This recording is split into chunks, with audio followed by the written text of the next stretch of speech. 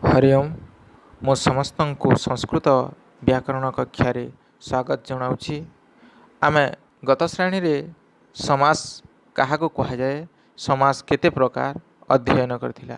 आज आमे अव्ययी भाव समास विषय रे किछि अध्ययन करिबा। आस जानिबा आमे अव्ययी भाव समास क्या कह जाए तार नियम गुड़ाक आमे जानिबा कौन कौन दरकार। प्रथम नियमटा हेउछि पूर्वपदर प्राधान्य हेले अव्ययी भाव समास होइथाए। द्वितीय हेउछि अव्यय पूर्वपदरे थाए जो समास हुए ताको अव्ययी भाव समास कहा जाए। तृतीय नियम हेउछि कृत तद्धित निपात और उपसर्ग अंतर्गत अव्यय गुड़िक पूर्वपदरे व्यवहृत होइथिले समस्त पद को अव्यय भाव समास कहा जाए। आमे आस उदाहरण गुड़िक देखिबा। प्रथम हेउछि अहम यथा शक्ति धनम दास्यामि।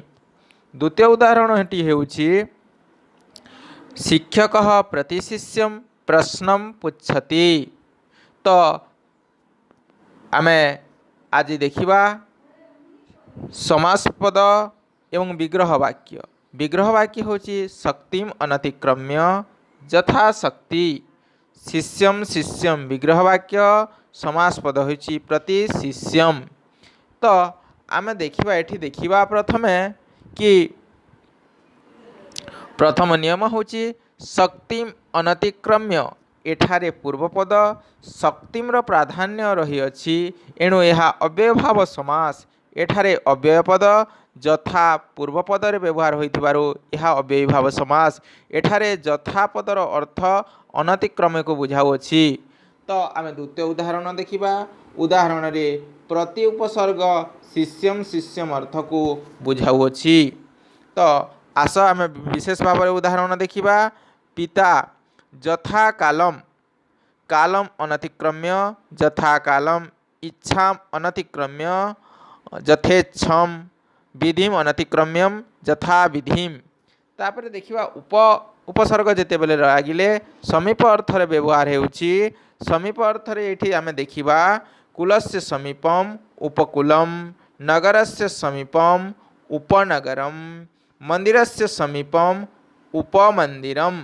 एही भली उपसर्ग अर्थ समीप अर्थ को बुझाउछि। आमे देखिबा जेते बेले अनुपसर्ग लागुछि सही समय रे पश्चात अर्थ को बुझाउछि। पश्चात अर्थ माने पछर अर्थ।